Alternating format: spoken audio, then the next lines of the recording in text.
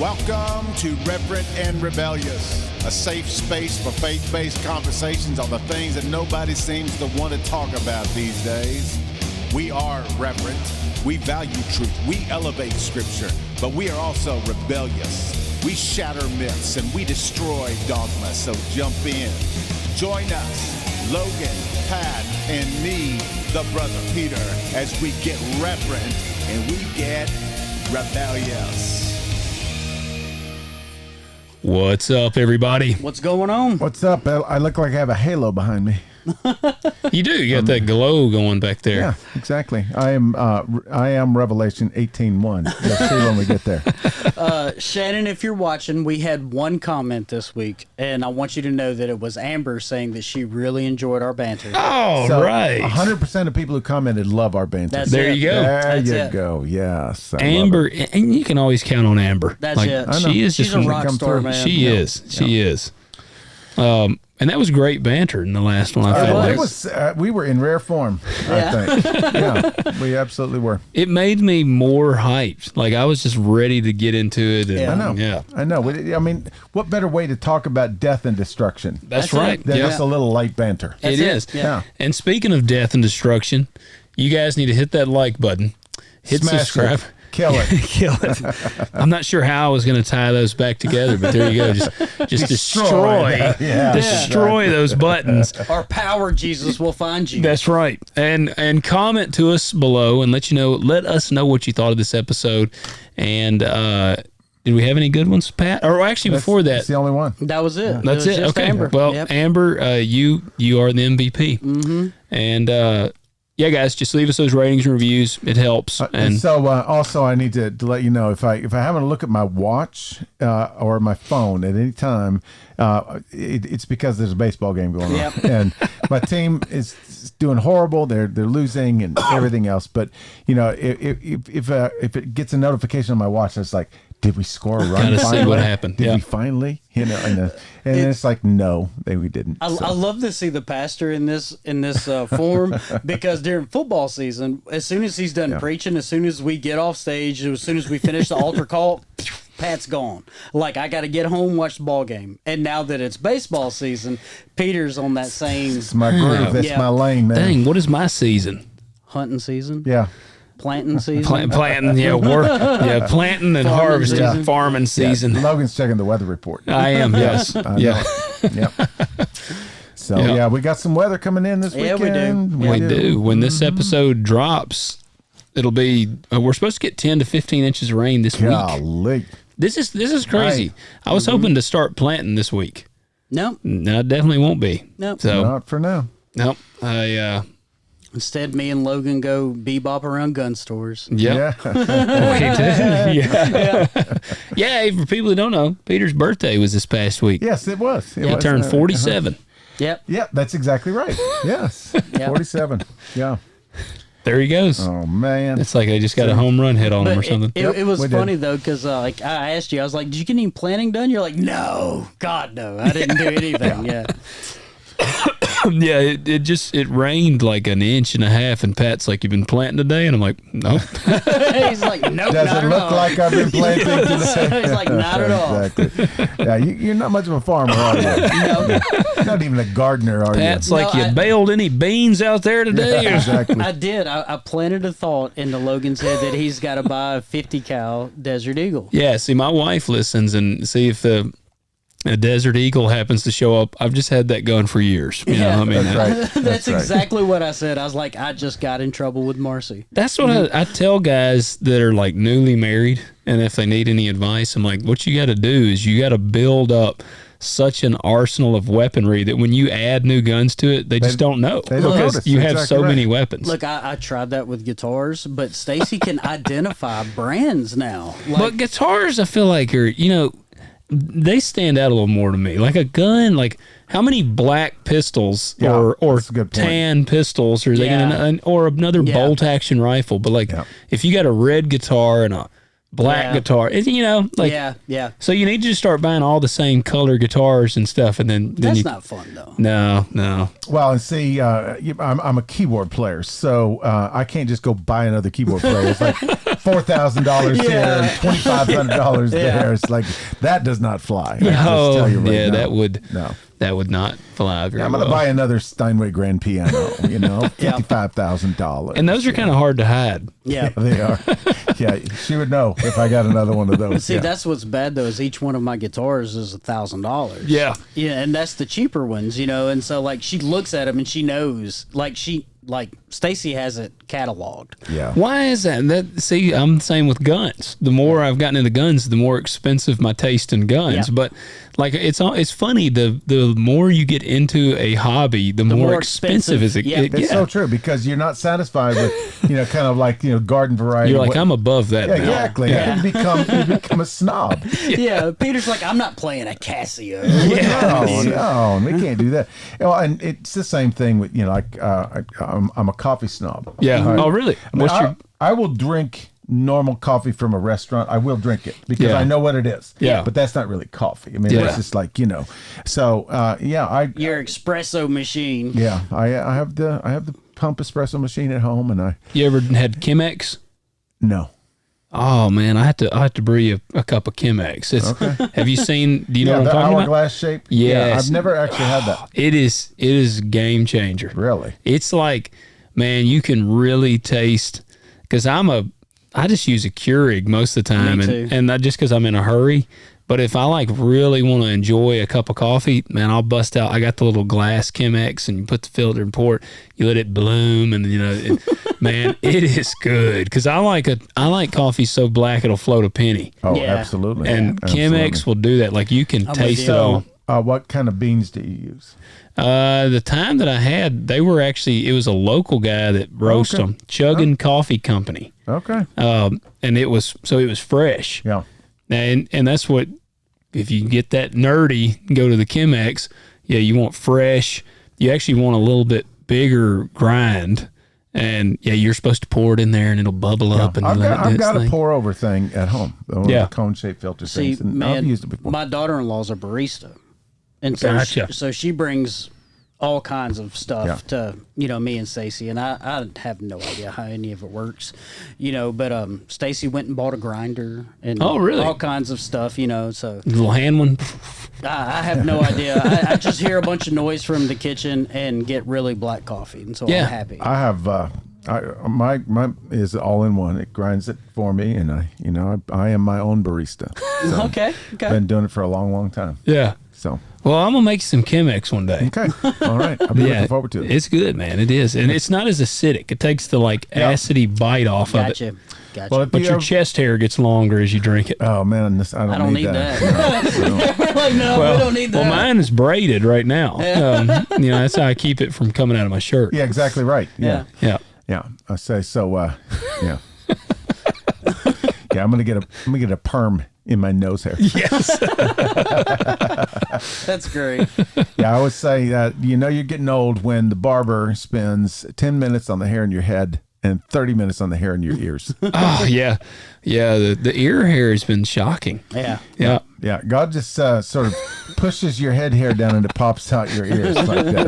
That's how it happens. So mine's just overtaking my whole body. It does that too. Yeah. You just find hair in all sorts You of just fun become places. hair. Yep. That's it. I am just becoming hair. You're going back to your roots. Yes. That's exactly what it is. Yes. All right, so we got the comment out of the way. We got some of the light banter out of the way. Yeah. You got to tell us something funny. I am going to. I got another one of these lists, and this one might not be quite as funny as the movie one, but there's a couple of bright spots in here. Okay. So, it's the title of this is when you're bored, just think about a few things that don't make sense. All right. Like, if a poison expires, is it more poisonous or is it no longer poisonous? It's got to lose its potency, don't it? I don't know. I don't know. And my question is, does poison ever expire? Well, have you ever heard of Timic? No. So I know Timic back in the day was like, my grandfather had some, and it's what they would use for coyotes. And Dad, they've outlawed it now. Dad said they would you would sprinkle it out on like a carcass for a coyote, and he said you'd go out there a couple days later, and it'd be dead coyotes, dead birds, dead deer. Like he said, it was just like a carnage. Yeah. So, but they would keep it for years. So I'm like, I don't know if it ever expires. Maybe it gets stronger. It might. Okay, so here's another one. Which letter is silent in the word sent? The S or the C? Oh man, that's a good one. Kind of. This is my favorite one. Do twins ever realize that one of them is unplanned? I don't know. That's I'll have to ask one. Yeah, because we weren't planning on having two. Right? So is the younger or the older one? I have no idea. Oh man, it makes you kind of scratch your head a little bit. That does. Why is the letter W in English called W? Shouldn't it be called double V? I've often wondered that. Yes. My whole life. That's good. Yeah. Okay, this is a head scratcher here. It might be that oxygen is slowly killing you, and it just takes 75 to 100 years to fully work. So its potency is, what would that be? Low, very low potency. Yeah, but it lasts forever. This doesn't lose it. Yeah. Every time you clean something, you just make something else dirty. Fact. That's very true. It is. Fact. Yeah. Here's a good one. The word swims upside down is still swims. I like that. Yeah. What do they call that when a word is the same reverse? Yeah, I don't remember Palindrome. what. Yeah. Palindrome? Palindrome. Palindrome? Man, Pat's a nerd. Yeah. Yeah. Race car. Okay, two more. 100 years ago, everyone owned a horse and only the rich had cars. Today, everyone has cars and only the rich own horses. That is very true. Yes, it is. Yeah. How about that? And here's the last one. If you replace W with T in what, where, and when, you get the answer to all three.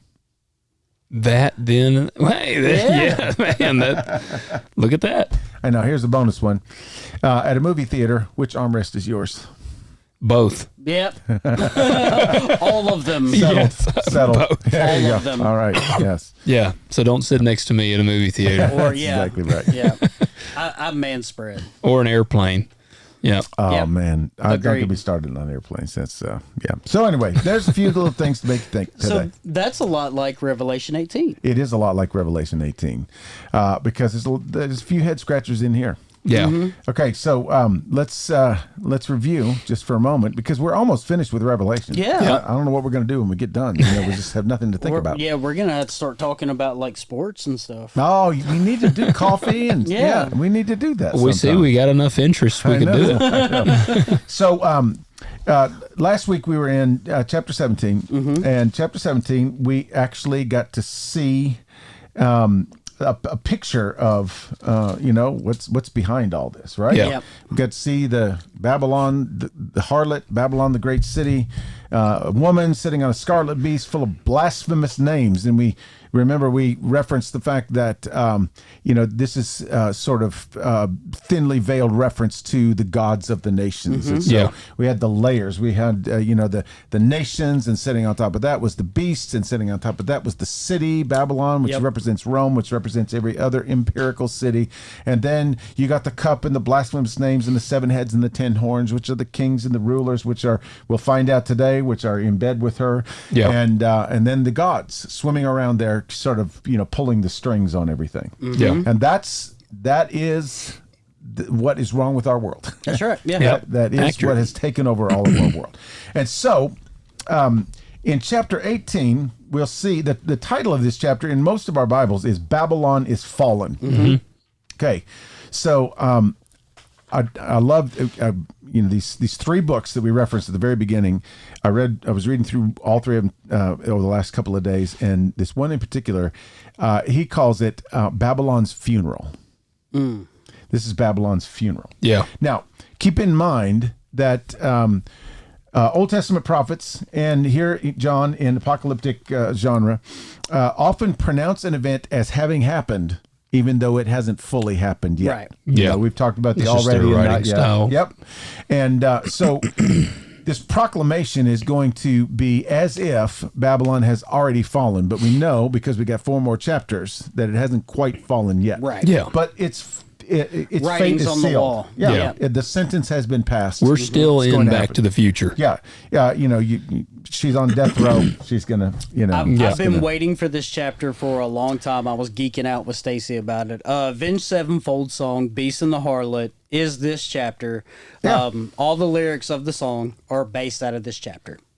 Check it out. And it is an absolutely fascinating chapter, because when we get to the end of it, it will open your eyes to this is why our world can never get its act together. Yeah. Will never, can't never. Yeah. It's never going to happen until this is finished. That's right. Because we're idiots. Well, This describes a fallen world. Yeah. and a world that is, we'll just say that everything that God created has been corrupted, subverted, and perverted. That's right. And so it's all it's all centered on what people want. That's right. And, Yeah. and Red, we'll get to that. Red at the end. Foreman has a name for him. Really? Yeah. Oh, DA. Do you know who Red Foreman I is? do not know. That 70s show, The Dad. He's Oh, my spirit okay. animal. Yeah. I gotta hope Yeah. I'm Red I Foreman when lived the get older. '70s. I didn't need to watch that show. Yeah. I didn't need to see all those bad hairdos come back again. I had a teacher, an older teacher, English teacher one time, and we were talking about the movie Animal House. Oh yeah. And I asked her, I said, did you watch Animal House? Have you ever seen that movie? And she goes, I lived Animal House. I don't have to watch it. Oh, that's exactly right. I always said I had a social studies teacher in middle school, junior high, and he wore perfectly pristine clothing from like 20 years before. Okay. Nice. And I always thought that a curse is to never gain weight or lose weight. Because your clothes just still fit. They just So you always just fit. never can So you never upgrade. buy new clothes. Yeah. Stay out of fashion. Yeah, exactly. Yeah. He was wearing, leisure suits and stuff like that. You guys don't But even know what that is. history repeats itself, so eventually he'll be back in style. When he's 102 years old. And it won't matter anymore because Yeah, he'll be dead. That's the thing. You can't wait around that long. That is you true. You just can't. Because, it's like bell bottoms are back. You going to see me in bell bottoms? I don't think so. Yeah, we are. No, we're not. Logan, next year's birthday present? There you go. Bell bottoms, Yes, yep. absolutely. So, 17 and 18 kind of go together because 17 shows us, it's like the curtain opens. Yeah. And here's what's been pulling all the strings this whole time. That's right. And now we're going to see that it's going to come down. And so, we'll just jump right in with verse 1. Says, after these things I saw another angel coming down from heaven, having great authority, and the earth was illumined with his glory. Kind of like my head right now. The earth was illumined with his glory. Now, there's probably some controversy a little bit about, is this the Lamb? Is this the angel of the Lord that we saw back in chapter 10? And I will say it could be, but it might not be. It might just be, remember in Daniel 10, there was the big controversy about who's the one like the Son of Man standing over the waters, all this stuff. Wouldn't it be, because I'm looking at them capitalizations. So I was going to say it's not I don't see no capitalized. capitalization.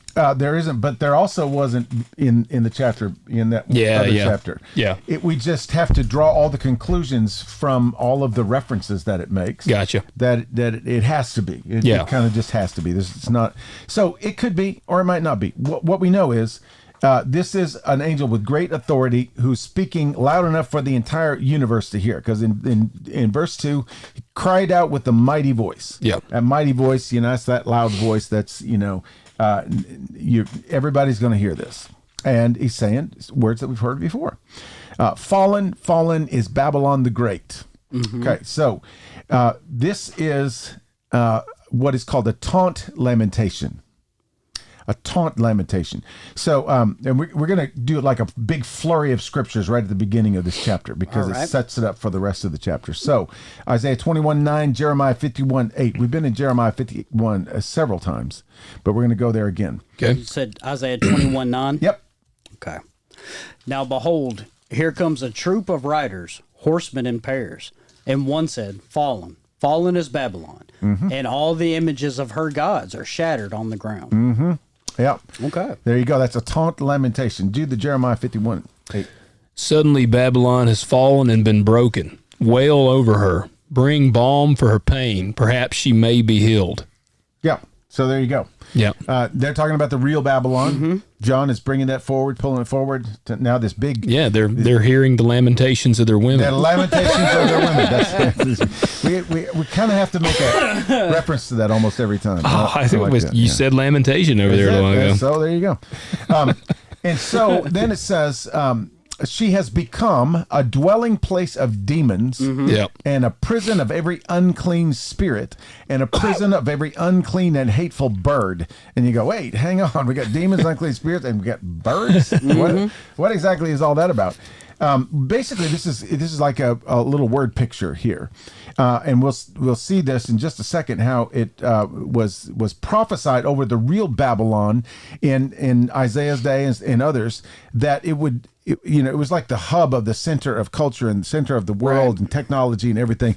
And they said it'll be so desolate, nobody's ever going to live in it again. And nobody lives in it to this day. Really? Really? Wow. It is just, boom, it's wiped off. That's Isaiah and Ezekiel, right?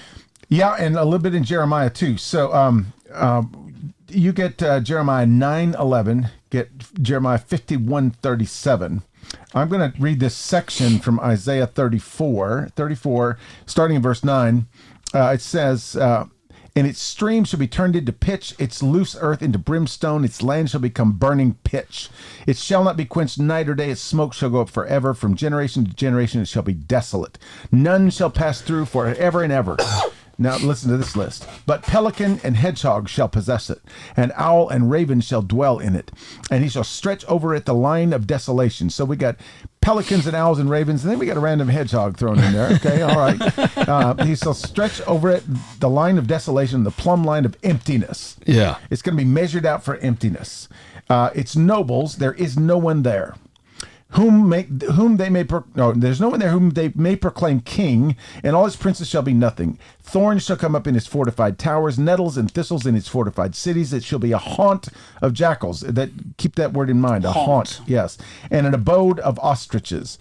And the desert creatures shall meet with the wolves. The hairy goat also shall cry to its kind. Yes, the night monster. You remember that word, night monster? Remember Yeah, that from where when? we... That was, we were talking about werewolves. We were talking about Lilith. Yeah. That word Lilith is Lilith right there. That's right. The night monsters. So here we got demons, we got unclean spirits, we got animals, we got, and it says she shall find herself a resting place.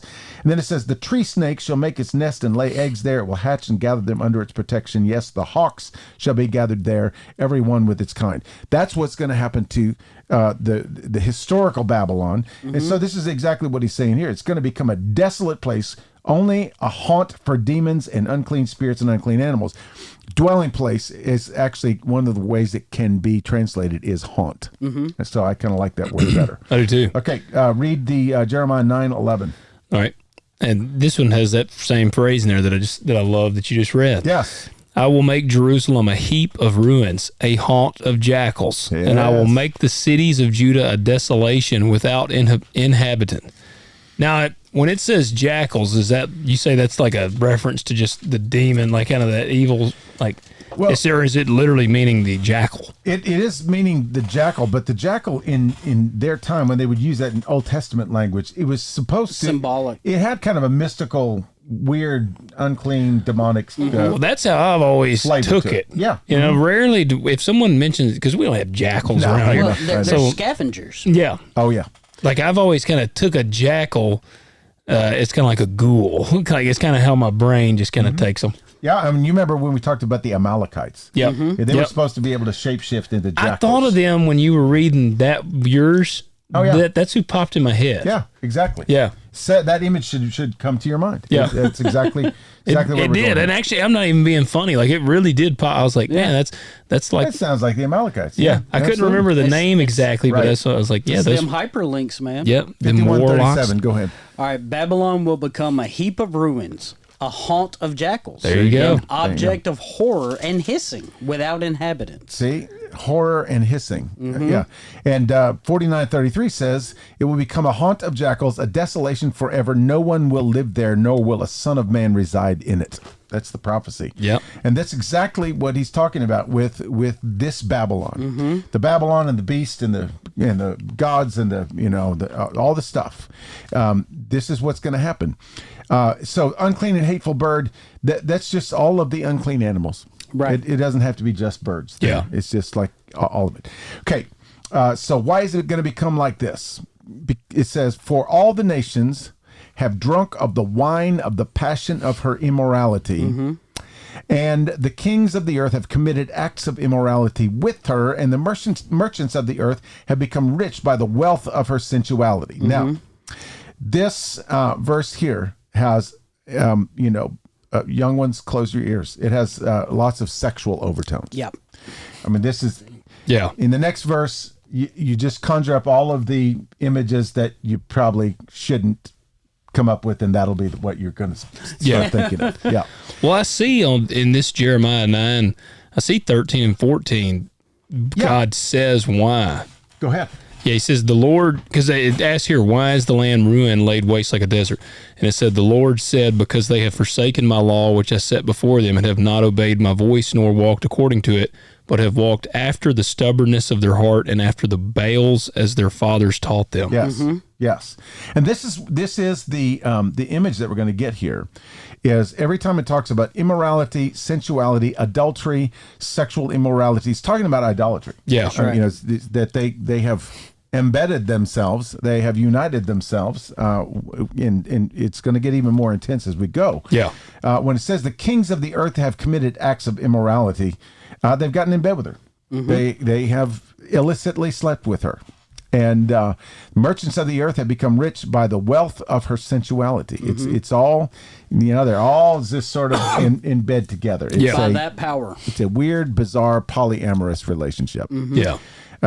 So, and of course, we have all of the wine, references there. Drunk on the wine. We talked about the cup of the wine, Jeremiah 51 and Isaiah and all that kind of stuff. So, So you better put that alcohol down. that's exactly right. Don't drink up the wine of the passion of her so the kings of the earth would be the rulers. That is power. The merchants is commerce. And so they've all been in bed with her. They've become rich by the wealth. And we talked about this before. Why would anybody follow Babylon? Well, Babylon treats you really good sometimes, So we get to verse 4 here. And it says, I heard another voice from heaven. Who do you think that is? Frank. Is it the big man? It's coming from the throne room. Okay. So I don't see how it could be Anybody Anyone else? else. Yeah. So unless it's one of the four living creatures or something like that, but it doesn't say it was a strong angel. It just says another voice from heaven. So it's the Ancient of Days. I'll bet it is. I'll bet it is. And this voice says, "Come out of her, my people, so that you will not participate in her sins and receive of her plagues." So that phrase, "Come out of her, my people," literally means stop sleeping with her. Yeah. And he's talking to who? The world. Is it the Earth Dwellers? He's talking about the Christians. Okay, yeah. Well, yeah, because he's calling them, Yeah. the Earth Dwellers ain't going to hear him anyways. No. He's saying, hey, you remember that stuff we talked about in chapters 2 and 3? Remember Laodicea? You think you're rich and you think you're all powerful and everything else because you've been sleeping with her too. Yeah. And that's what we've been talking about for the longest time now. Is a lot of the New Testament is about the church. It's come on, get out. Well, get right. And this is kind of what we're seeing also in the church landscape today. You've got this wide spectrum of church styles and church theologies and church beliefs and church doctrines and church teachings, everywhere from, we don't believe anything in the Bible is literal. It's all just an allegory, and we can sort of pick and choose. Jesus' resurrection was just kind of a resurrection of the soul. It was life is springing up out of death, and it's like, and then you got all the way to everything's literal, everything's, inerrant, everything's, If you eat fish or whatever, then you need to be stoned to death. Yeah, exactly. That's exactly no one right. gets down to the heart of the law. Yeah.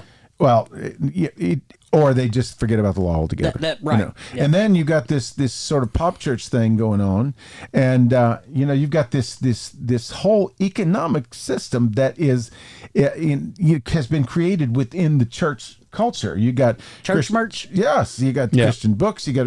I had a friend one time. This was back in the day. He was a Christian artist, and he was actually doing really well at the time. And he went to the Christian Merchandisers Convention at the big. There was a big stadium in Dallas, and they had this huge expo. Man, it was just like everything. And he said, I finally got to the booth where they were selling praying hands toilet paper. So you're going to wipe your butt with praying hands? He said, I turned around and walked out. And he rejected the whole thing. Good for him. Yeah. And, there's, of course, I listen to the Holy Post podcast. I know they're listening to us. So, hey, shout it out to Phil and Sky and Caitlin and all those people. But Sky calls it the evangelical industrial complex. Yeah, absolutely. If you stamp Jesus' name on something and right next to a price tag, you probably got your problem. And it's not bad to have Christian books and Christian podcasts and Christian stuff. But does Jesus' name come first, or does the price tag come first? What happens is we get into this place where we are making enough profit to where if we stop doing what we're doing, then we're going to suffer for it. That's right. And so we have to then all of a sudden become aware of what people want from us. We were talking about this with music at the beginning of the show or before the show. If once the audience decides what they want to hear, if you try to break some new ground or to send a new message, then you might lose some money. Yeah. Right. And so if you're going to lose some money, you gotta not do that. So now we have a machine that we can feed. Do you think that we don't fall victim to that because we don't have any money? It's one of the reasons. Yeah, that's exactly right. There's some. It's funny. I've always heard Joe Rogan talk about how much freedom he has because he's got so much money. I know. Maybe we have so much freedom because we don't have any money. I completely agree. Yeah. It's like the story of the guy, the poor guy who was down on the beach, and rich guy comes up to him and says, "Hey, you need to you need to do something responsible with your life. You need to get a job. You can do stuff." He said, "Well, if I do that, what will happen?" "Well, you make a lot of money. You can save money. You can do that stuff, and then you get to a certain point, and you can do whatever you want to do." And he said, "Like lay on the beach." He said, "Yeah, you could do that all the time." He said, "It's exactly what I do now." It's like, man, that's the ongoing joke that I use all the time, but I completely mean it. As my music has made me richer than beyond belief, and it hasn't made me a penny. But I mean, like, I am rich in life by it. Well, the point of it is that the same thing is happening in John's day as it has been happening for a long, long time. Mm-hmm. Yeah, you've got. Once you start depending on the money that comes from the system, then you are in bed with the system to some degree. You are participating in her sins and will receive her plagues. Well, and it is, you will receive her plagues. That's the problem. You're gonna be stained with that. And he literally says, "Come out of her." It's like, before you get her pregnant and produce something you will have to be responsible for the rest of your life. Before you have to pay child support. I mean, honestly, that is the sense in which this is being said. That's right. Yeah. You're going to get yourself in too far, and then you won't be able to get back out again. Yeah. And that's exactly what he's talking about. Stop having relations with her before something terrible happens. And verse 5 gives you the the severity of it. It says, "For her sins have piled up as high as heaven." Yes. And God has remembered her iniquities. And high as heaven. Now, this is a very key phrase, because you remember what happened with the Israelites in Egypt. Their cries came up to God. He says, "Your cries have come up before me." Yep. Remember in Sodom and Gomorrah. Let's go down and look and see that because their cries have come up before me. Yeah. This is when that happens, God is going to take action. That's it. Yeah. When it has come to Cain and Abel, the blood of Abel has come up, is crying out from the ground and has come up before me. That's exactly what he's doing right here. And you notice that plagues, high as heaven, remembered. All three of those are clustered together. So we're talking about Egypt here. Yep. Yeah. We're talking about, I'm going to visit these plagues, and if you don't, it's like the plague of the death of the firstborn. Yep. Put the blood on your doorpost, or you're going to suffer the same consequence. I love the intentionality behind it. Is this is going to happen? Yes. Join in or join out. That's exactly right. Yep. And so her sins have piled up high as heaven, and God has remembered. Mm-hmm. That's a scary word, honestly. It really is. Because what does it say about sin that it is forgiven? It's like he removes it as far as the east is from the west and remembers it no more. Yeah. That's right. Yep. That's what it means to be, to be redeemed. And so if God has remembered, then It hasn't been forgiven. you are not redeemed. Yeah. And that goes to say something about confession and repentance. Yes. Because that's what this whole book's about, right? Is all these opportunities to find repentance and turn back to God. Absolutely. And honestly, now this is a call to Christian people. Mm-hmm. You need to do some repenting of yourself, and So you mean people within the church can repent? every day. I will not lie to you. Every single day, it will keep you. And it will keep you on the path. Keep you humble. That's for been sure. one of my big takeaways that surprised me so much about this book of Revelation is, it's always been an apocalyptic book to me, but it's, and I've talked about it, it's encouraging, but at the same time, it's a book of repentance. It is. That is what this book And it's a gut check. It is, because it's literally, he gives time and time and time and time and Yes. time again to repent. Yes, And people still don't. tries all these different ways. Yep. Try foreboding, fear, mighty power, majesty. Yes. Increasing the intensity each time. Like, come on. I love when people question, why does God allow bad things to happen? So you will repent. Yeah. Well, Like you have to have that opportunity. God will give you time Well, and time and time and time again to repent. Yeah. and Because if God didn't allow bad things to happen, that means you would be condemned. Yeah. and just the fact that you talking about people dying, untimely deaths, things like that. That is the product of the broken fallen world. Yeah. Yes, that's exactly right. Well, we could get into a whole nother podcast about that eternal question. Well, Why? we just talked about this too. Is God is not the author of tragedy. That's what I was going to say. I know if Peter said that, people that have lost loved ones or something, it's like God, talk about lose a child or just something. took this God person. did not. No, he didn't. Yeah, God No, he did didn't. not God take your received- child. God received that person. Why Yeah. did God take my son and not take me? Yeah. It's Yeah. like no. It's we'll get into that on another podcast. That's what we'll do after A Revelation long. Yeah. We could do a 4-part series. Yes. On that. Okay, so God has remembered her iniquities, and then this says now. This next section is a command. Okay. So this is saying, here's what I'm going to do. Here is what I'm declaring. He says, I will pay her back, even as she has been paid, and give back to her double according to her deeds. In the cup which she has mixed, mix twice as much for her. Now this is exactly what a couple chapters ago where it says, I will give her the wrath in the cup, Yep. and it says, and he says and I will mix it twice That's or it. twofold, whatever That's he it. said. Yeah. And so now he's actually doing it. Yep. Yeah. Yep. Okay. So, some interesting things here about this paying back as she has paid. Now, this is just God ordained retribution. Right. You take something from somebody, you give them back. Like an eye for an eye. Yeah, that's exactly right. So, Isaiah 40, verse 2, I got it right here, says, speak kindly to Jerusalem and call out to her that her warfare is ended, that her iniquity has been removed, that she has received of the Lord's hand double for all her sins.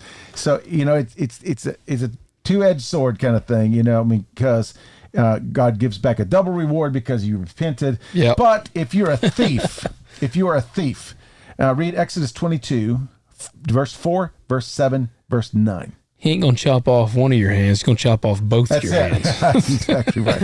If you are a thief, this is what God says in his law in Exodus 20. Exodus 22. 22 what? 4, 7, and 9. 4, 7, 9. Yep. If what he stole is actually found alive in his possession, whether an ox or donkey or a sheep, he shall pay double. Mm-hmm. Verse 7. Yep. If a man gives his neighbor money or goods to keep for him, and it is stolen from a man's house, if the thief is caught, he shall pay double. And 9. For every breach of trust, whether it is for ox, for donkey, for sheep, for clothing, or for any lost thing for which one says, "This is it," the case for both parties shall come before the judges. He whom the judges condemn shall pay double to his neighbor. Yep. Why in was it Isaiah 40 you read? Mm-hmm. Why is double capitalized? Well, I don't know. Oh, I know why. Because it's a poem. Okay. It's part of a poem. Gotcha. Every line in a prophetic poem is capitalized. Gotcha. Yeah, I forgot about that. Okay, sorry. Yeah, I just did Isaiah 53 on Sunday, and I had to reformat the whole text because everything was tiny little stanzas doubled. Yeah. And I needed to, But that was really good, though. That's By the awesome. way, I was going to tell you appreciate that the stanzas was really good. Yeah, that was kind of a revelation to me because I would not have read it that way. But actually, I read 2 different books and heard one preacher talk about it that way. And it's like, oh, and even the preacher I heard talk about it said, this is Bob Utley. He's an old guy that I really, really respect. But he said, I don't know where I got this outline.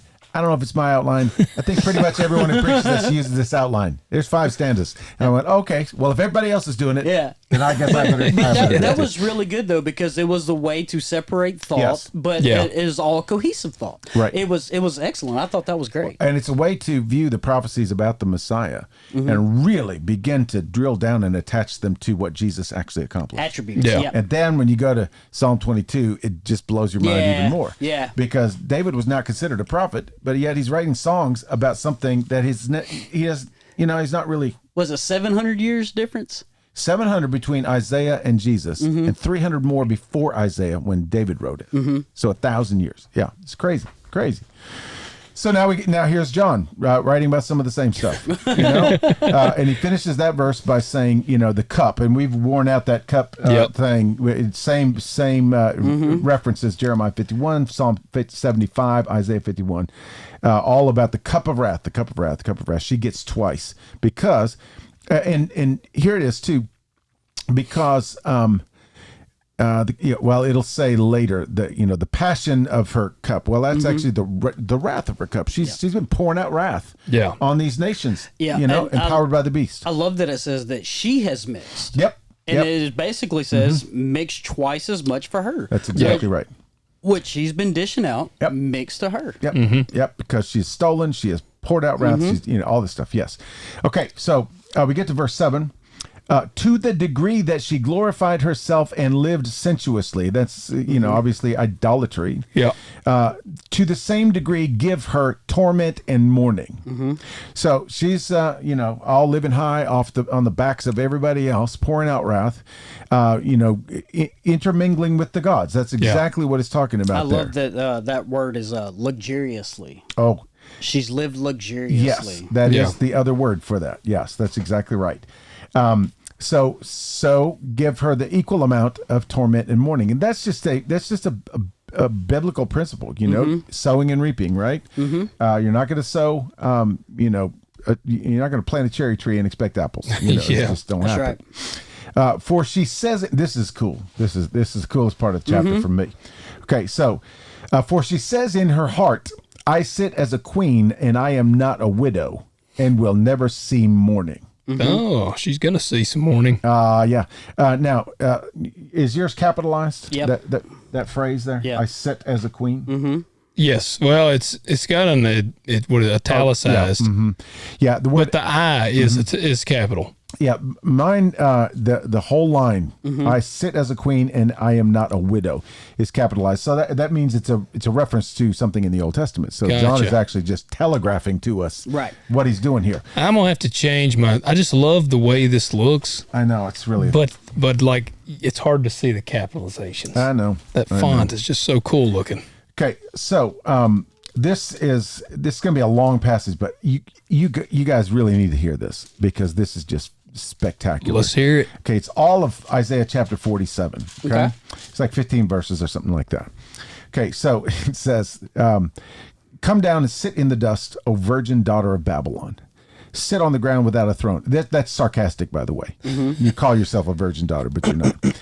Sit on the ground without a throne, O daughter of the Chaldeans. Chaldeans were the people group that actually Babylon was their capital. Yeah. For you shall no longer be called tender and delicate. Take the millstones. We're going to have a millstone here in a second.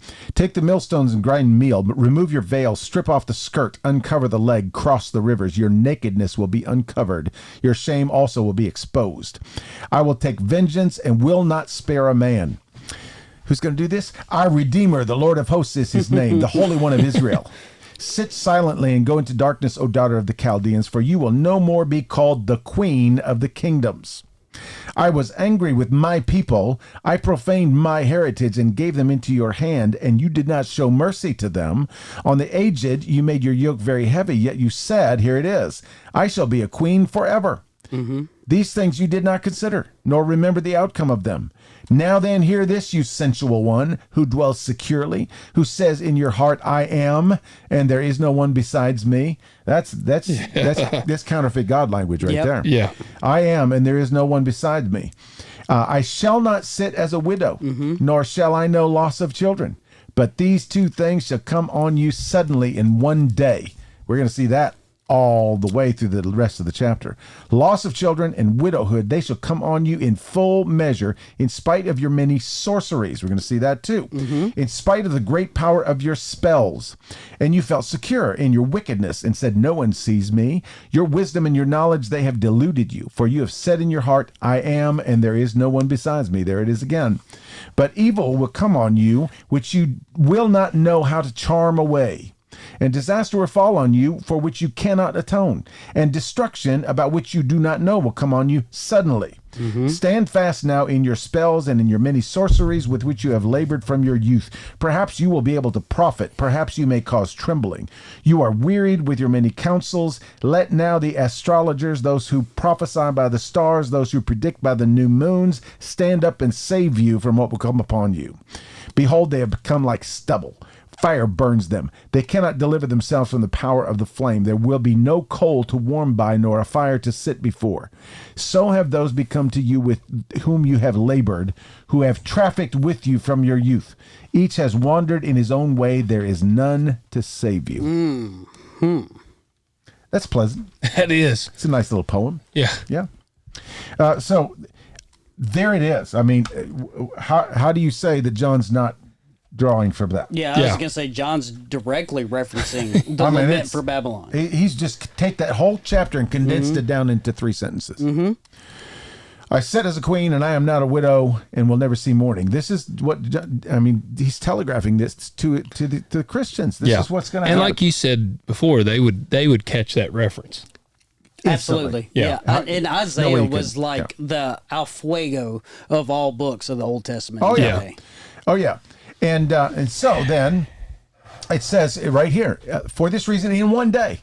How many times did we hear that in Isaiah 47? Yeah. In one day, her plagues will come, pestilence and mourning and famine, and she will be burned up with fire. There it is again. For the Lord God who judges her is strong. Now, this is an interesting thing here too, because so in Daniel 5:30, remember that Belshazzar, the king who was having the party and saw the writing on the wall and all this stuff. Yeah. It says that overnight he fell, and the whole empire just fell. It just like that. The Persians came in and boom, that was the end of it. It says that same night, the Chaldean king was slain. That's it. Yeah, just right there.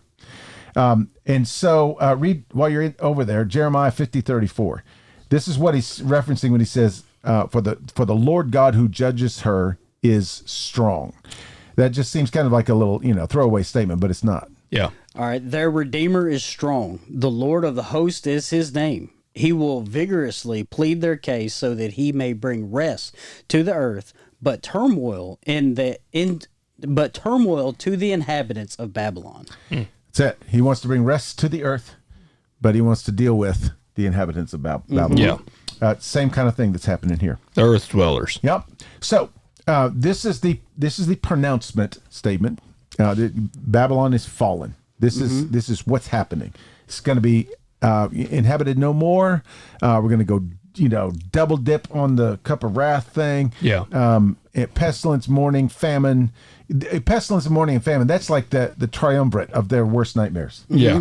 It's like what's the worst thing that could happen to a nation or a city or a headquarters? Those three things. And when it says she will be burned up with fire, Yep. that's the Lord's presence. Yes, it is, and judgment, presence and judgment, all at the same time. Purification, and if you're dirty like this beast and this harlot, you're just gonna be burned up with it. Yeah. Gotcha. If you are combustible, then you will be combustible. You're gonna combust. That's exactly right. It's a refinement. Yeah. Okay, so this next section is all about the mourners. These are the ones who line up to mourn the falling. So this Babylon. This is the funeral, right? So here's all the mourners, and there are three groups of mourners, and the first is the kings of the earth. Now, this Craig Keener guy, I love his little book here, but he says, let's all think about A Christmas Carol. Scrooge. Okay. All that? Yeah. Yeah. So that night he has a series of dreams: Christmas past, Christmas present, Christmas future, and he's able to see, how people actually feel about him. Right. You know? So here's what he thought he was being so cool in the past, and nobody thought he was cool. Yeah. And then in the present, how all of the just the darkness that he's spreading, and then in the future he's going to be dead, and his tombstone is going to be covered in weeds. Yeah. Kind of like Babylon. Yeah. Desolate, a haunt for jackals. That's like the old phrase, you don't get to pick what's on your tombstone. That's exactly right. Yeah. You can suggest something, but that doesn't mean they have to do it. That's exactly right. Reminds me of a story about this guy. There was two brothers, and one of the brothers died, and they were terrible people. They were just like the worst of the worst. Very very wealthy and just oppressive and everything else. And so the guy comes to the local preacher and he says, "Would you do my brother's funeral?" And he goes, "Man, I don't know." He says, "No, I want you to do his funeral, and I will give you $100,000 for your new building project if you'll just somehow work into the message that he was a really good guy." He says, "Okay, I got you." And so he goes, does the funeral, and he's given the little eulogy, and then he goes to the sermon, and he says, this guy was a cheat. He was a thief. He was a low down, no good, dirty, rotten fool. But compared to his brother, he was a really good guy. I like it. So mission accomplished, right? Yes, yeah. But this is kind of what we're dealing with here is that the veil has been lifted, the curtain's been drawn. Everybody's going to see what they see here, and they're going to be horrified at what they see. Yeah.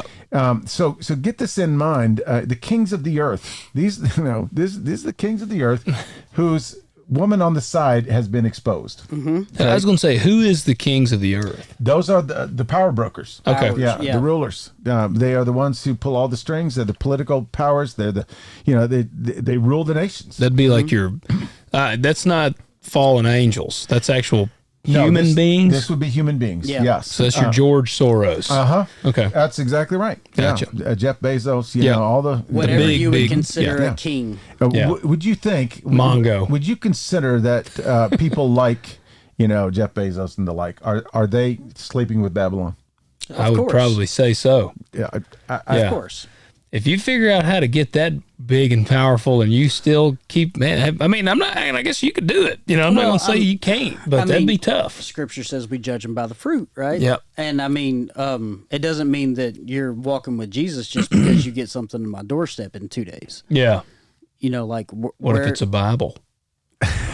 Well, they do sell Bibles. I've ordered Bibles from there before. Absolutely. Yeah, they're pretty fast. I know, but and I'm in no way here to just sit and criticize. All big churches are bad. All big companies are bad. Everybody who has money is bad. It's not true. Kenneth Copeland is a saint. Oh my gosh. Well, I mean, like, Yeah. and that's what we talked about earlier Compared too. to Jeffrey Dahmer. Yeah. It's motives will be revealed by the Lord. Yeah. and Jeffrey Dahmer may have actually gotten saved. So, Yeah, that's what I've heard. And I don't know about Kenneth Copeland. Bezos is probably better than Kenneth Copeland. I have no idea. Only God knows. If I had to hang out with Jeff or Kenneth, I'd rather hang out with Jeff than I would Kenneth. I agree with that as well. Yeah. Yeah. Well, we don't even know till we get there, though. I don't know. I don't know. No, I would not want to hang out with Kenneth Copeland. I'll just stay in my lane. Yes. I'll just hang out. If you right hang here. out with Jeff, though, you're going to eat a good meal. Yeah. Well, Probably will. Well, you probably will with. I was going to say Kenneth, too. You No, probably get some. Kenneth will eat a good meal. Yeah. And you Oh, have that's to true. get the happy meal. Yeah, that's true. He probably wouldn't give you a good meal. Probably Yeah. right. Yeah. Unless you sow a seed to his ministry. That's right. That's right. Exactly right. So, okay, here we go. The kings of the earth, who've been sleeping with her this whole time, will weep and lament over her when they see the smoke of her burning. Okay, so the interesting thing about this is if you read 9 and 10 together, they will weep and lament over her when they see the smoke of her burning standing at a distance. You notice how when you're going through a tough time, everybody just sort of take a step back. Yep. It's like, Yep. oh man, you crashing and burning. Yep. I'm not sure. I want to look at it. I want to see it, but I don't want to get close to it. Yep. That's exactly what's happening here. Because of the fear of her torment, they're afraid that they're going to get caught up in it, which they will. But Yeah. they.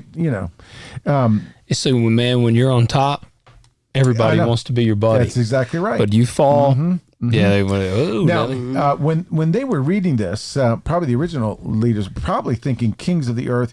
They're probably thinking, how Rome had like client kings. Yeah. They would. It's like you did good over here. You go be king over, whatever, Yeah. Corinth or something like that. And these client kings were sometimes more corrupt, Really? than anybody because yeah. they're trying to get ahead. Yeah. So Yeah. they, even like somebody like Pontius Pilate, took over for Herod when Herod, really messed that thing up. And Pilate was just super ambitious. He was right. just going to do whatever it took to make himself look good. Yeah. That's right. And that's kind of what it's saying here. And he says, they're saying, woe, woe, which also could be translated as alas, alas. They are undone. Yeah. They don't know what to think about this. The great city Babylon. It's the one entity they thought could never, ever, ever fall. But how long did it take to fall? 1 hour. 1 hour. Yeah.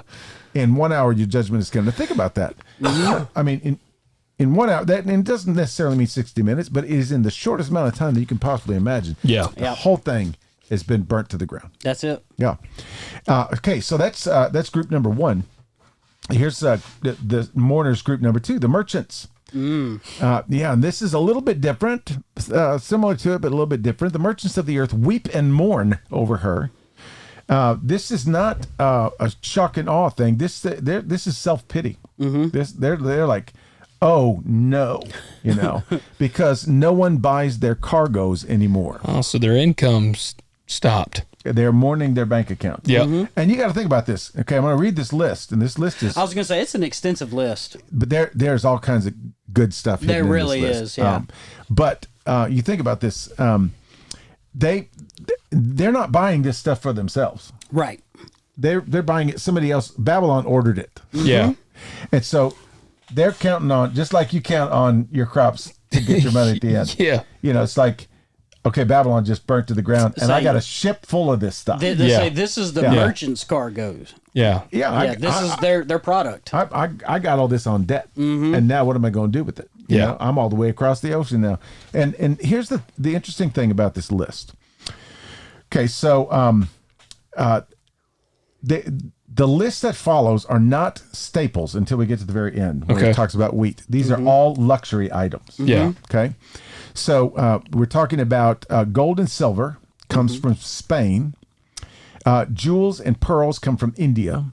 The textiles come from Asia Minor, which is where these 7 churches are, which is, Laodicea and some of those others. Yeah. They're going to start weeping too, because they're making all their money off their eye salve and their purple dye and their textiles and everything else like that. Yeah. They're going to have a hard time with this unless they have already stepped away. We got silk from China, ivory, used to come from Africa, but they exploited all the elephants like they've done today. Yep. And so they had to go to India to start getting ivory. This exotic wood comes from Morocco. Bronze comes from Corinth. There's Spanish ironwork, African marble, spices and incense and myrrh that come from Arabia and India. And now we get into some of the staples: olive oil, wheat, and wine. Now doesn't Rome make its own wheat and olive oil and wine? Well, they have used so much of it now in all of their exploits and feeding their armies and everything else like that. Now they got to import more. Right. Yeah.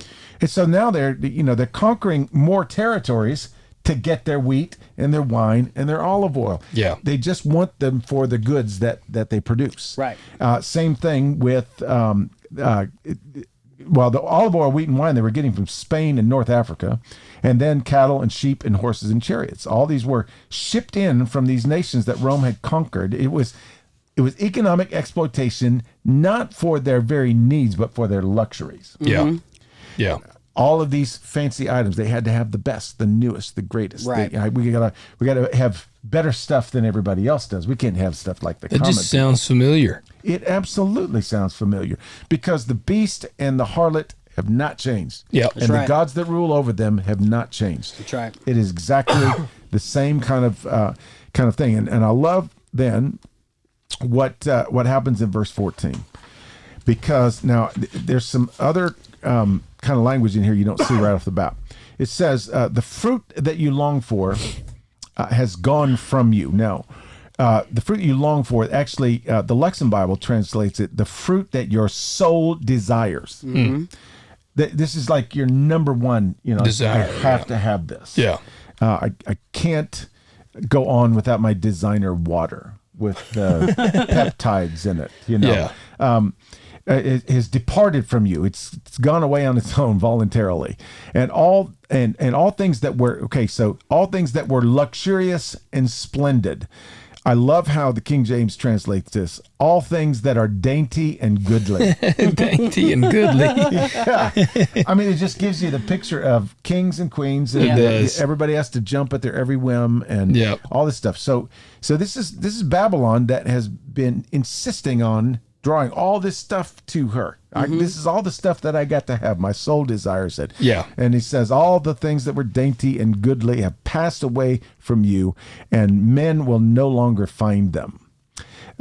You've been obsessed with all of the finer things, all of the high-end stuff, only Right. the best, only the newest, most expensive. And we'll find out, we can identify what that's all about, because human nature, when you are linked with the beast, it becomes all about your own appetites, all about your own desires, all about your own, Yep. And what is the number one appetite that we have? It's to one up everybody else. That's Yeah. it. Keep it Yeah. up with the Joneses. Yep. It's to elevate. It's to be better, to have more power, to have more influence. To have, Yep. we Yeah. always got to get one step beyond. Like those freaking wasps. Yep. They keep encroaching on us in here. Man. They want the best, Gummit. man. Yeah. They do. He's hogging the light. He is. Look at him. I know. Trying Just to take our basking spotlight in here. Yeah. All of your goodly and dainty things will be gone. Foul Don't even wasp. make honey. Yeah. Like I can see a stinger out there. He's running a Yep. stinger out at me. Yeah. Okay, so so he's still talking about the merchants here. Mm-hmm. And the real bad thing about what he's describing here is that Rome and Babylon and whatever empire it is has insisted on all of these luxury items at the expense of People. everybody else. Yep. Yeah. Yep. It's curious, though, that it keeps saying, though, they will stand at a distance. I know. It's like they can't believe what's actually happened, and there's certainly nothing they can do to help. You know, but And they ain't about to jump in. no, they're it's like watching a Train earthquake wreck, happen yeah. or something. Yeah, Yeah. exactly. Yeah. So read Ezekiel 26:17 and 18. This is kind of a cool little. 26, 17, Yeah, and you could 18. read the whole chapter and it would relate to this, because John's drawing straight from Ezekiel as well. Go ahead. They will take up a lamentation over you and say to you, There's your word. how you have perished, O inhabited one.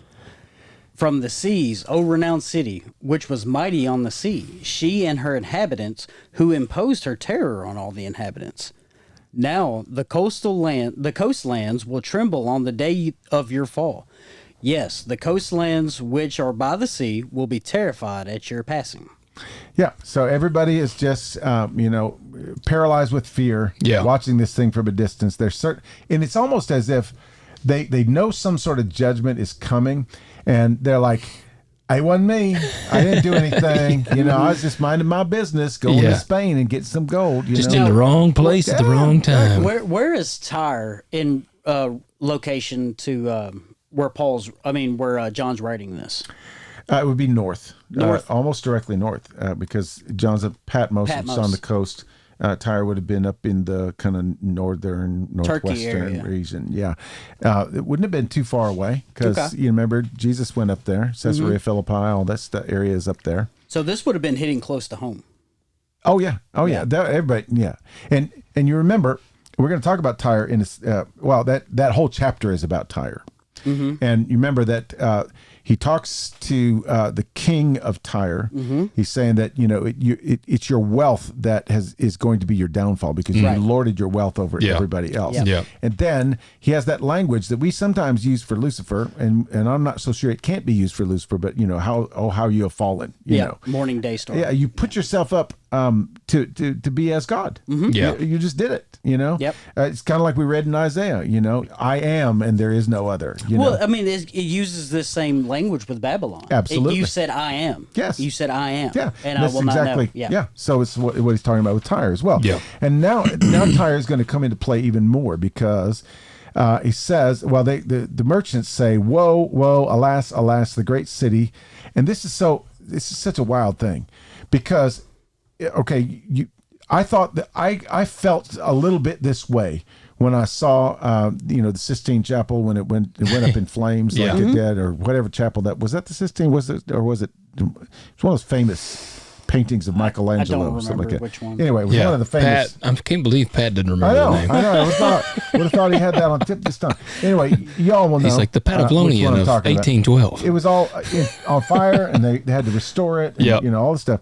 It's like something so beautiful and so gorgeous. Mm-hmm. It's just crumbling. It's engulfed in flame.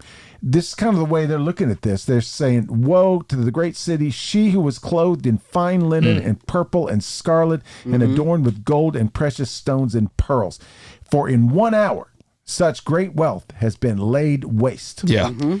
And it's almost like they're saying, man, what a waste of good clothing. Yeah. Precious stones. I mean, can you just roll a few of those on over there? I'm now in debt, and I don't think I'll ever be able to get out. But it's almost like that. You're just shocked. You can't stop watching, but you just it's like that dumpster fire you can't look away from. Oh my gosh, yes. And so that's the merchants, and now we get to the third group of mourners, and that's the shipmasters. Mm-hmm. This is a big deal.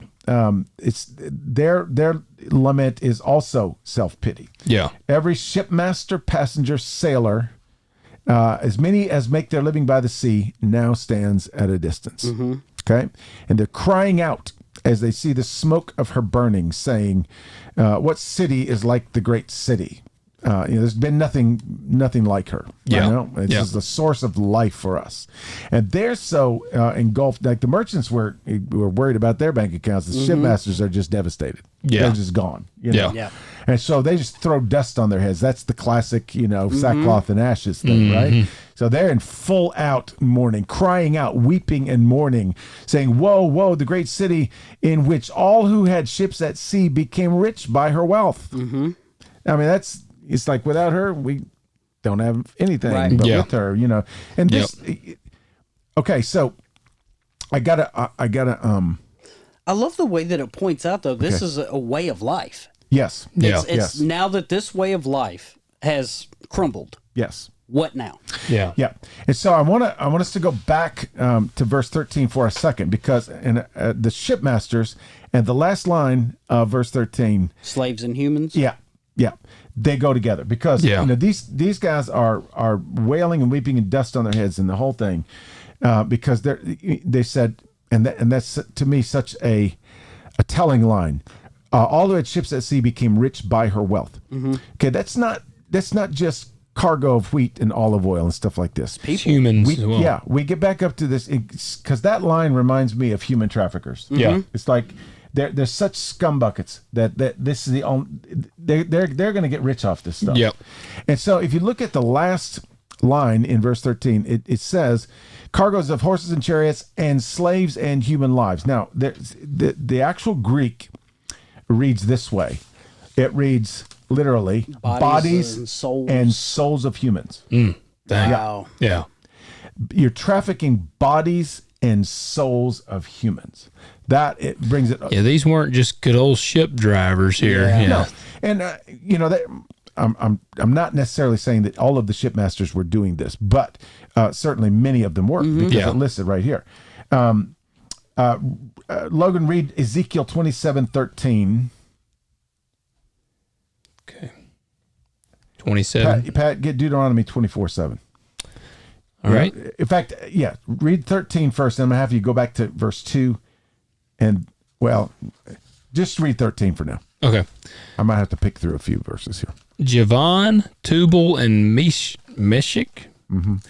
Javan, Tubal, and Meshach, they were your traders. With the lives of men and vessels of bronze, they paid for your merchandise. Yes. And if you read kind of around there, you'll see, I mean, he's going on about, this is about Tyre, who dwells at the entrance to the sea, merchant of the peoples to many coastlands. Thus says the Lord your God. Okay, so he goes, all of these different products that they're marketing and everything. And in verse 13, he says, with the lives of men and vessels of bronze, they paid for your merchandise. He's talking about slave trade right there. Yeah. And then he goes on through the whole chapter with all these other kinds of things, but he includes the slaves as well. Read the Deuteronomy verse. All right, 24/7. Yeah. If a man is caught kidnapping any of his countrymen of the sons of Israel, and he deals with him violently or sells him, then that thief shall die. Okay. So shall purge the evil from among you. Yes, that is one of the commandments, part of the law, right? Yeah. Okay, but it uses this word kidnapping, and that just doesn't tell the whole story. Yeah. That is if you steal a person. Yeah, the actual word for that is caught stealing. Yeah. It's found stealing. Yeah, you're stealing a person. You're taking a person against their will. Well, what are you going to do with that person? Well, Sell them into slavery. Yep. That's exactly what you're going to do. Yeah. So that is like the most obvious anti-slavery verse in the Old Testament. Yeah. Although it kind of gets veiled because we read right over it. Yep. So now you combine that with the woe against Tyre, who's coming down like Babylon's coming down. Yeah. And now we get to this this ship. There are these ship captains. Okay, so.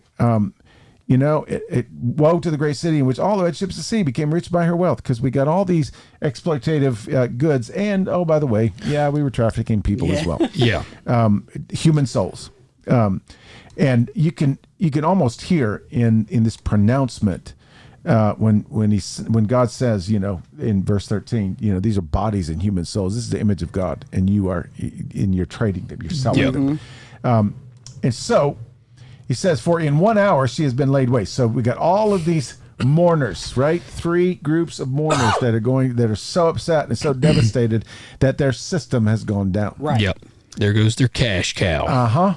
And then what does it say in verse 20? Rejoice over her, O heaven, and you saints and apostles and prophets, because God has pronounced judgment for you against her. Did you get that? Judgment for you against her. So the judgment of the wicked is a blessing and vindication for the righteous. That's right. That's the linchpin of everything that's going on here. I am coming to get Babylon for you. Yeah. And it says, rejoice over her, O heaven, Yes. and you saints, apostles, prophets. Yes. That's the peoples of God. That's it. That's exactly it. Saints, apostles, and prophets. Because, the prophets were the ones who were killed all the way through the Old Testament. The apostles are the ones who were starting the churches and getting the most persecution in the New Testament. The saints are going through all the things that the saints are going through. And here it is. Rejoice over her. Remember how most of the time in Old and New Testaments, heaven is plural? Yeah. Yeah, that's what it's saying. all of the heavens, Yeah. all of the heavenly hosts, all of the heavenly creatures, all of the angels and all of the, archangels and all this. You rejoice over here in all the heavens. And then all of the saints and the apostles and prophets in heaven and on the earth. That's Because good. God has pronounced judgment for you against her. Yeah. And then to make a point, let's do a little object lesson here. All right. Yeah. Then a strong angel. Remember the strong angel? Yep. Like an archangel, like, particularly gifted angel. Yeah. Took up a stone like a great millstone. There's that word again. There's the millstone. Threw it into the sea, saying, so will Babylon, the great city, be thrown down with violence and will not be found any longer. Thrown down with violence. Yeah. Okay. So very interesting that he uses the word millstone. Okay, so read Jeremiah 51:63, and you might have to read 2 or 3 verses there. I'm not sure how long it goes because I got read Jeremiah 51:63 through 63, and that's not certainly can't be right. So, but there should be a specific mention of a millstone somewhere in there. Okay. Let's see. I see 63 says, and as soon as you finish reading the scroll, you will tie a stone to it and throw it into the middle of the Euphrates. And say, just so shall Babylon sink down and not rise again because of the calamity that I am going to bring upon her. They will become exhausted. Thus far are the words of Jeremiah. there it is. Yeah. So tie a stone, throw it in. Okay. Pat, get Mark 9:42. We all know this one. Mark 9:42. Yes. They didn't even mention calamity. Was calamity mentioned in Revelation? Possibly. It's very possible. Maybe not. I saw that word. That stood out to me for some reason. Whoever causes one of these little ones who believe to stumble, it would be better for him with a heavy millstone hung around his neck. He had been cast into the sea. Cast, thrown. Yeah. Yeah. Intentionally. Yeah. With violence. This is where you're going. Yes, Yeah. with violence. Yes, exactly right. Thrown down with violence will not be found any longer. And here's, man, this is a cool part. Okay, so I'm going to read. No, Logan, you get Isaiah 13:20 through 22. Okay. 13. 13:20 through 22. Okay. It will never be inhabited or lived in from generation to generation, nor will the Arab pitch his tent there, nor will shepherds make their flocks lie down there. But desert creatures will lie down there, and their houses will be full of owls. Ostriches also will live there, and shaggy goats will frolic there. Hyenas will howl in their fortified towers, and jackals in their luxurious palaces. Her fateful time also will soon come, and her days will not be prolonged. Okay. So, Shaggy goats. and they will frolic. I love that word. I Frolic. had the pitch his tent part. I know. I had to hold it together. I almost jumped in there. Yeah. That's That's if the you haven't inside seen that joke, meme, yeah. you need to, or that clip. Yeah. So the image that we get here is a ghost town. Yeah. Ghastly silence. All you're seeing is, a hoot owl poking out of a window. Floors are falling through. That's a haunt of jackals, man. That's it. That's Vultures. It. Yeah. And here's what happens is the angel directs the orchestra to stop playing. He says, the sound of harpists and musicians and flute players and trumpeters will not be heard in you any longer. Oh, yeah. That sounds like a soap commercial or something. It does. I know. And no craftsman of any craft will be found in you any longer, and the sound of a mill will not be heard in you any longer. Now, Oh, there you go, that mill. yeah, but here's the cool thing about it is the orchestra, there's no harps, musicians, flutes, trumpets forever.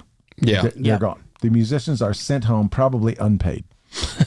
The only harps to be played are in the throne room, right? That's it. Yeah. Yeah, Yeah. in the heavens. No craftsman of any craft. That's art and skill and beauty. Anything that's worth anything. And the sound of a mill is productivity. In Yeah. industry. Yeah, Yep. That's it. They're all gone. And lights out. Yep. Just darkness. That's the final one. Yeah. The light of a lamp will not shine in you any longer. Now, this is a cool little allusion here. The voice of the bridegroom and bride will not be heard in you any longer. Jeremiah 16:9, Jeremiah 25:10. You'll love this. It's just a small little reference, but it's really cool. Okay. It's a symbol for joy. There'll be no more joy. No more joy. Go ahead. For thus says the Lord of hosts, the God of Israel, behold, I am going to eliminate from this place before your eyes and in your time the voice of rejoicing and the voice of gladness, the voice of the groom and the voice of the bride. Yeah, so he ties it all in together. Yeah. Moreover, I will take from them the voice of joy and the voice of gladness, the voice of the bridegroom and the voice of the bride, the sound of the millstones and the light of the lamp. So there you go. That's all tied in there together. Yeah. So, John's just lifting it right out from all these Babylon passages. Yeah, he's dropping the hammer right now. Oh, but I mean, it's everything. It's everything. It's like a giant sucking sound, just sucking everything right out of Babylon here. Yep. For your merchants were the great men of the earth, instead of the righteous people and the cool people and the creative people. You didn't make them the great men of the earth. No, it's just the merchants were the great men of the earth. People that were selling it. And all the nations were deceived by your sorcery. Sorcery, there's that word again. Yeah, read Nahum 3:4. We don't get to Nahum very much. We really don't. Mm-hmm. Yeah. All because of many harlotries of the harlot, the charming one, the mistress of sorceries, who sells nations by her harlotries and families by her sorceries. Yeah. And it's kind of a tongue twister. It is. Harlotries and sorceries. Harlotries of harlot. And, that passage we read in Isaiah 47, it's like, okay, why don't you get all your soothsayers and your stargazers and come and see if they'll save you now. Yeah. It's not going to work. And so basically, it's like he's saying here, the God is saying, Babylon's secret is out. Yeah. Babylon has been exposed. And so now Babylon is going to be a widow, desolate, and silent, because there's not going to be anything in it anymore for the merchants and the ship captains and the kings. They can't benefit from it anymore. That's right. And so what's going to happen? I heard this really cool interview last night. There's a guy named Malcolm Foley. He wrote this pretty incredible book. I can't remember the name of it, but it has a lot to do with economics and things like this. But he was going back in time to some of our dark moments of history in the U.S. Yeah. And he was talking about the time right after the Civil War ended and all that in between Reconstruction, weirdness time, and then into Jim Crow and stuff like that. And he said one of the things that was just happening regularly was lynching. And, it was like a regular occurrence. Yeah. And he said there came a time when it became uncool to do that. It just because people did it so much?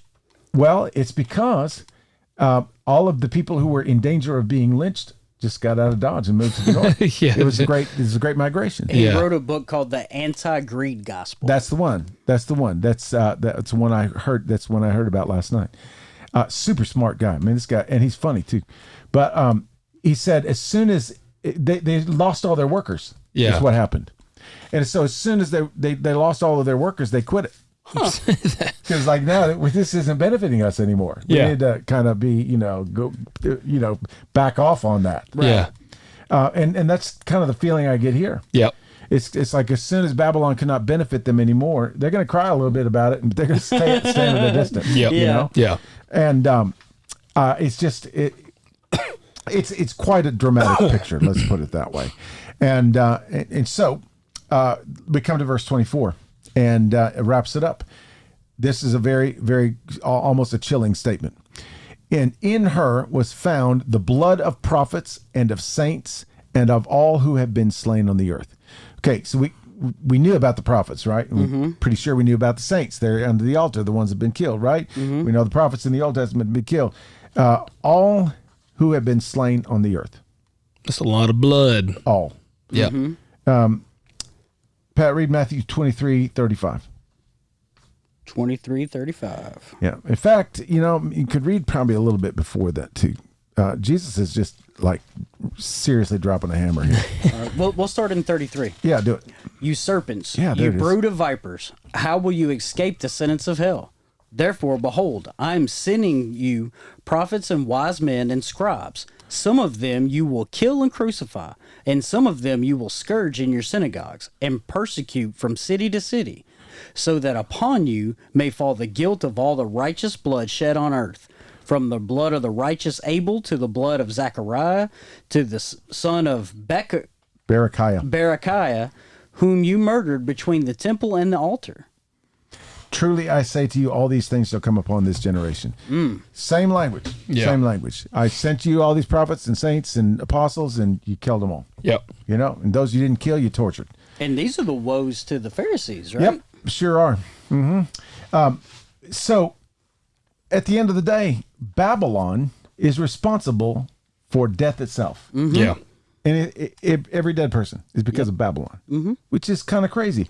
But Yeah. it's true, because what entered into the world when humans rebelled against God? Babylon. Yeah. The power behind it. And therefore, death. Yeah. Because the first thing that happened, Cain kills Abel, right? Yep. Cain is banished to the east. And the first thing he does is find a wife somewhere from somebody. And then he apparently finds more people because he builds a city. Yeah. God told him, I will put a seal on you so that nobody will kill you. I will take care of you. What does he do? First thing he is build a city, because he doesn't trust that God's going to take care of him. That's right. Yeah. A city in their day Security. was by nature something that had a wall around it. Yep. And other people in it. And then if you got a city, then you can look for somebody else that has another city that might be a little bit smaller than yours and go take it over. Yep. Or make an alliance. Yep. Or, and then before you know it, it's all started over again. That's right. Now we've got, so I wrote this little paragraph, and I think it's pretty good. We'll see if it's pretty good.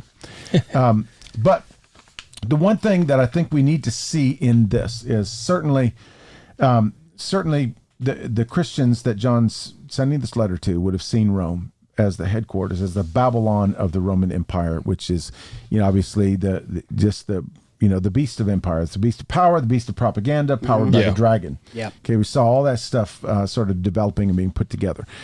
But Babylon, as she is portrayed here, is really just, it's a global thing. And it isn't just like we could say, okay, what's Babylon in our day? Well, you can point to this and that and the other, and you'd be correct. You'd be absolutely correct. But it's the whole system. Say it's heavier than that. Yeah, it is. Because we have Babylon in our own hearts. That's right. Yeah. We have Babylon in our own communities. It's the power behind the name. We have Babylon in our churches sometimes. Yeah. And so anywhere you go, why when you walk down a particular street do you feel in danger? It's Babylon. Yeah. Somebody wants to take what you have, including possibly your life. Yeah. Because it's out there, it's in the water, it's in the air, and I really think that's why all of these images we've been getting about the bowl poured out in the air and the bowl poured out in the water, it's like everywhere. it's saturating everything. Yes, you cannot go anywhere. That's right. And I often thought too, those prophecies about how the lion will lay down with the lamb and all that stuff. Well, so apparently in the Garden of Eden there was not a food chain. Yeah. It was peace. Yeah. And so where did all this come from, and how did animals develop fangs It's over like time? a kitten would be playing with an alligator and stuff. And it literally says that the infant will sit by the cobra's den. Yeah. I mean, it's just the way it was, and the way it should gives me be. the heebie-jeebies. But I know, and Yeah. and so now we could never do that because we have Babylon. Yeah. And Babylon is, Okay, so let me read my paragraph. See what you think. So this picture of Babylon's fall and funeral is all encompassing, just like we talked about. Yes, the original readers would have thought about Rome all day long, rightly so. But John is relentless in the terms, references, and symbols that he uses. In this one scene, count these up.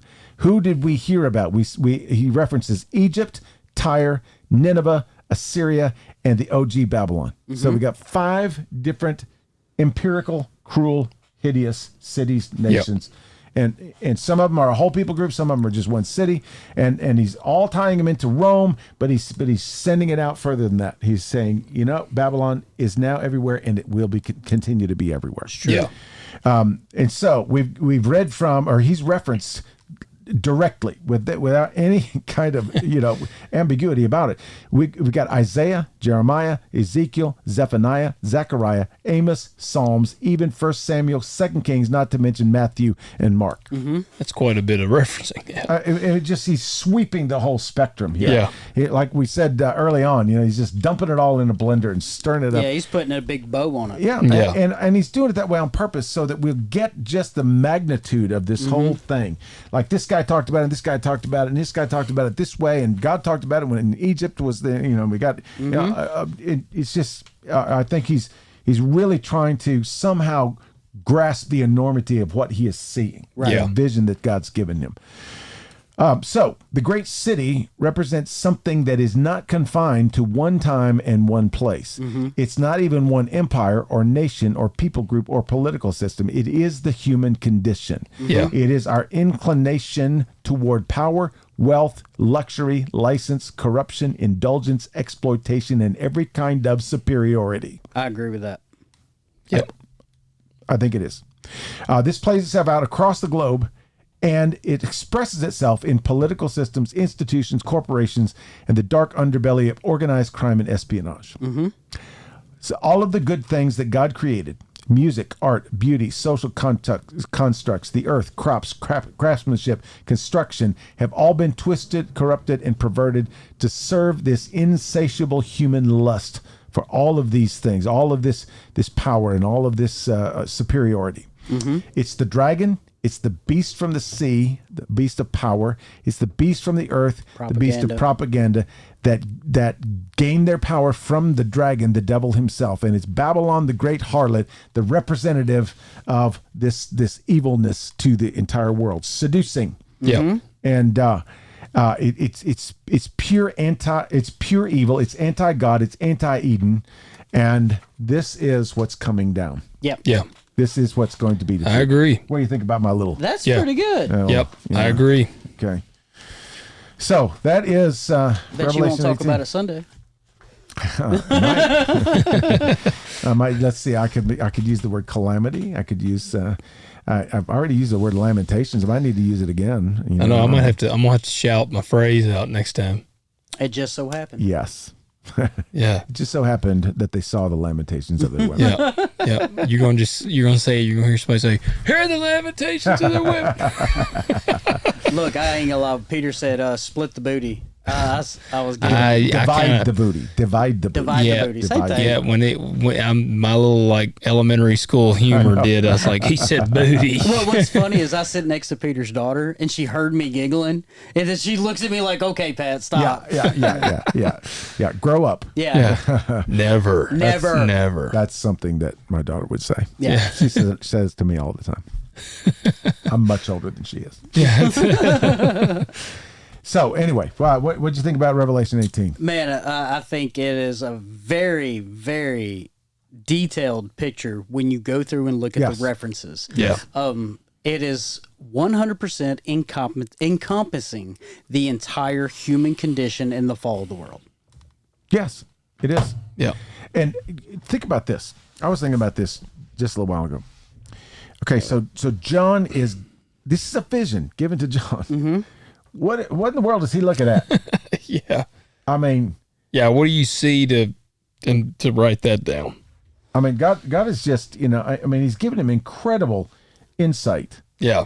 As to, obviously, if we think about these 18 chapters, we're almost to the end, but it starts out with that vision of Jesus, that glorified Jesus, who is also God, by the way, because we had the Ancient of Days and the Son of Man all mushed up together, right? Yeah.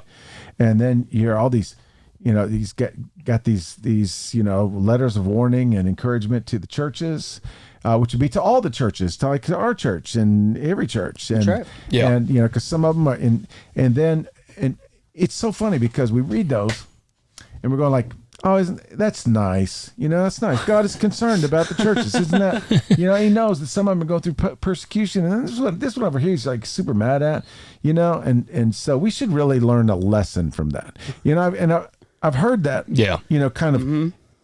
I just talked to a preacher friend of mine the other day, and we're talking about Revelation and doing the podcast and teaching it on Wednesdays. To go, I'll preach Revelation. I'll preach the first 3 chapters, and then I'm done.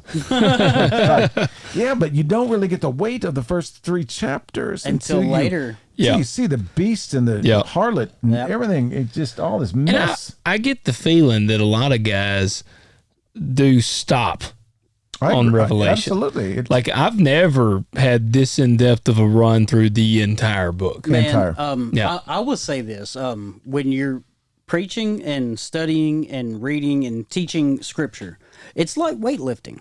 And when you get to Revelation, it's heavy lifting. Oh, yeah, it is. Like, it is straight bro lifting, 5 sets of 5, heavy lifting. And every rep counts. Like, you have to break down every verse and see where it comes from. And you have to stay consistent. Always keeping in mind all the things we talked about in the first episode: the genre, the time, the context, all the imagery. You have to stay in the lane. You can't go, here, there, or wherever else. That's it. And Peter's are HGH. Human growth hormone. Human growth. I caught that right now. Or Tren or D-ball, whatever you'd rather go by. But see, that's the funny thing.